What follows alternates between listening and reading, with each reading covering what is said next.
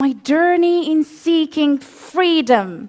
Please join me in welcoming the strong Rania al-Mashharawi to the stage.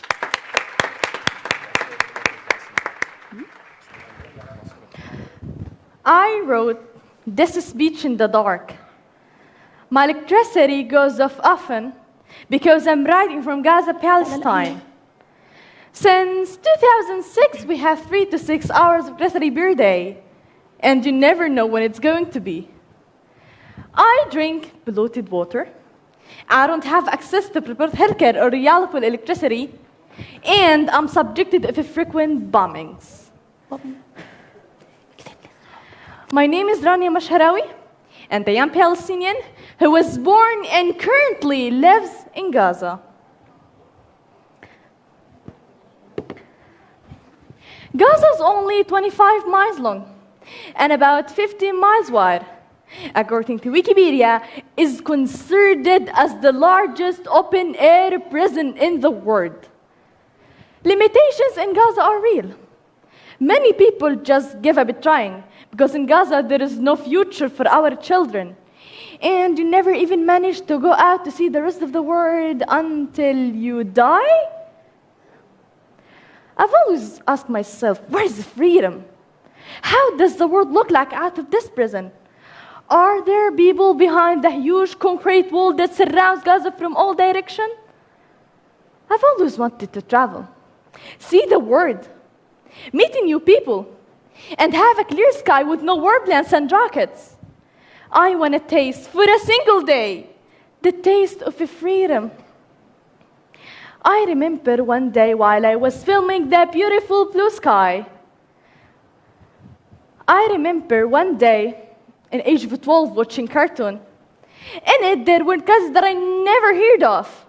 So I asked my dad, can we leave Gaza for a trip to visit these countries? He told me to forget about it. He told me that it's impossible to leave Gaza because of the blockade.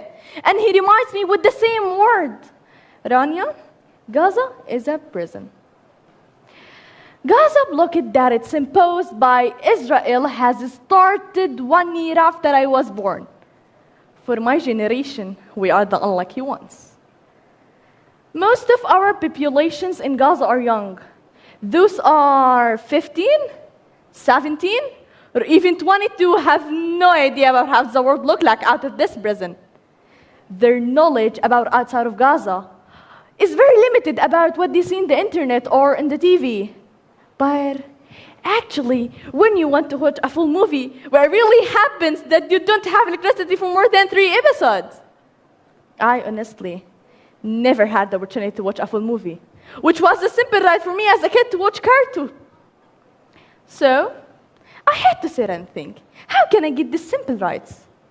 My right to have electricity, to drink clear water, and look at the sky without being afraid of seeing rockets and warplanes. The solution that I found was in traveling and being free. So, I can enjoy the simple rights. But I'm even prevented from the right to travel. So I had to sit and think another way to feel free, to escape this prison, even if it was virtually. Therefore, I launched a YouTube channel to talk about my experience as a kid in Gaza. I filmed episodes about our daily life in Ramadan, my school, my friends, and many things like this. To be honest, this channel gave me for the first time the sense of freedom. It allowed me to connect the viewers from different countries and districts. And all of these viewers get to see Gaza through my eyes, and I see the world through theirs. It helped me to getting to know new people and a new culture. My video made them live my everyday life. And they made me feel like I have traveled when I'm sitting on my bed. I remember a very bad memory. I remember one day while I was filming the beautiful blue sky, my camera captured a military aircraft. Bombings everywhere. The beautiful scene changed in a minute into terrifying memory. So what should I do else to escape this reality? They made us get terrified even if from looking the only source of freedom. As I told you, traveling was a childhood dream and constant desire in seeking freedom. Unfortunately, when this dream came true, it was for medical treatment. Last year was the first time for me outside of Gaza. So if you want to go outside of Gaza, you have two options. Through the Israeli border and through the Egyptian border. And both are complicated. We tried the Israeli border first. But they told us that we needed to obtain 4 permits, including permit from Israeli, permit from Palestinian Authority, one for Hamas and another for Jordan. My parents talked to everyone they may know it could help. It's almost impossible to get all 4 permits at the same time. Until this point, my parents had tried for more than 2 years. They almost gave up. We were unfortunate. We couldn't bring the 4 permit at the same time. So we tried the second border, which is Egypt. We paid a decent amount of money, so we got the approval. It was the first time for me an airplane, but definitely not our non-existent airport. The plane was from Cairo Airport to Bahrain Airport. It was the first time for me to see country with reliable electricity, concrete bridges, tall buildings. I cannot explain how magical and shocking the whole experience was. I was feeling like a butterfly.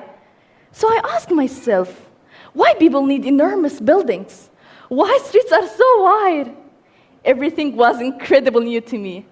Finally, I'm breathing freedom. I'm alive. It was like traveling by time to the future. I almost forget the reason that I was traveling for. This experience has opened my eyes to a new world, new culture, and different way of thinking. I went back Gaza with lots of ideas for my YouTube channel. The way I looked at the world became different. I envisioned my channel to be my therapy to overcome the pressure because of living in Gaza.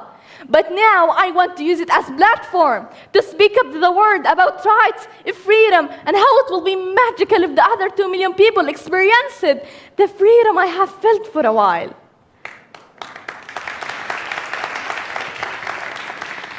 But I would like to encourage them to never give up on free humans. We're full of right as all around the world.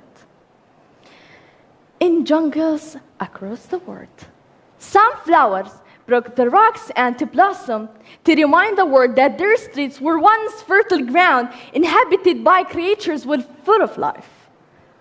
I am that flower. And I want to remind the world that our streets were the main trade routes from the leading doctors, engineers, and scientists who were traveling through connecting Asia to Africa. And I hope that Palestine, especially Gaza, will return to its glory. Finally, even though I have spent my life dreaming about traveling and being free, I cannot deny that it was an amazing experience. I have learned a new definition of freedom. I was indeed blocked physically, but I discovered that my mind was always free. Freedom for me became not only about what you can do and where you can go. It's a mentality, psychological state of my mind. It's about knowing where are you from and did something meaningful with your life. Freedom for me was traveling. But the real treasure is realizing that even when you live in a prison, you have the power to make life better for others. Gaza is just a start for me.